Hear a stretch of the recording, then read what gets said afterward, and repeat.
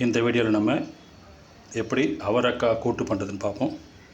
முதல்ல அவரைக்காயை இது மாதிரி சின்ன சின்னதாக கட் பண்ணிவிட்டு ஒரு 1/2 கிலோவை கட் பண்ணிவிட்டு ஒரு சின்ன பாத்திரத்தில் போட்டு அதில் ஒரு 1லேருந்து 1.5 டம்ளர் தண்ணி ஊற்றி அதில் ஒரு 2 கைப்பிடி பாசிப்பருப்பு போட்டு இது ரெண்டுத்தையும் மிக்ஸ் பண்ணிவிட்டு அதுக்கு மேலே ஒரு டம்ளர் தண்ணி ஊற்றி ஒரு குக்கரில் வச்சுட்டு 4 விசில் வந்ததுக்கப்புறம் எடுத்துடுங்க. அந்த தண்ணி வடிகட்டுருங்க.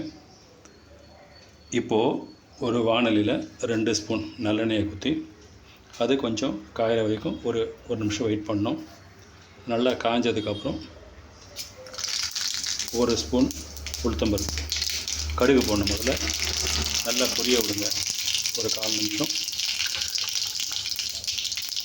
1 ஸ்பூன் உளுத்தம்பருப்பு,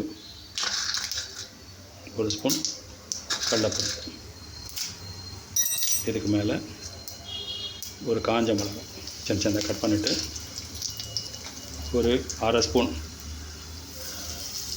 பெருங்காயம்,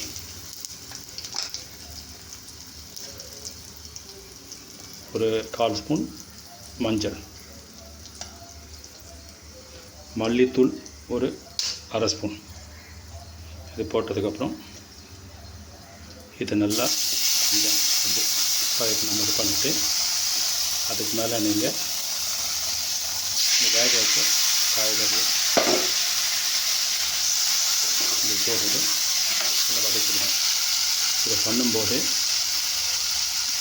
உங்களுடைய தேவைக்கு தகுந்த மாதிரி 1 ஸ்பூனும் இல்லை ஒரு 1.5 ஸ்பூனும் உப்பு போட்டு இதை நல்லா கிளறி வச்சுட்டு இதுக்கு மேலே ஒரு டம்ளர் தண்ணி ஊற்றிக்கணும்.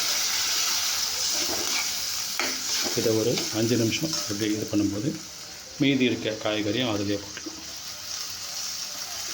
ஒரு காய்கறியும் இருக்கும், பாசிப்பருப்பும் நல்லா வெந்திருக்கும். இதை ஒரு 5 நிமிஷம் இப்படி லோ ஃப்ளேம்லேயே கொதிக்க வச்சிங்கன்னா போதுமானது. இதுக்கு மேலே நீங்கள் வாசனைக்கு வேணால் ஒரு 8லேருந்து 10 கருவேப்பிலையை கிள்ளி போடலாம்.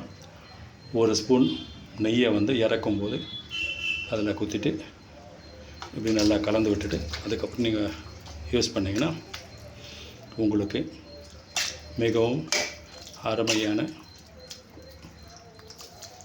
அவரைக்காய் கூட்டு ரெடி. உங்களுக்கு இந்த வீடியோ பிடிச்சிருக்குன்னு நினைக்கிறேன். பிடிச்சிருந்தால் லைக் பண்ணுங்கள், கமெண்ட் பண்ணுங்கள், மறக்காமல் இந்த சேனலை சப்ஸ்கிரைப் பண்ணுங்கள். தேங்க்யூ.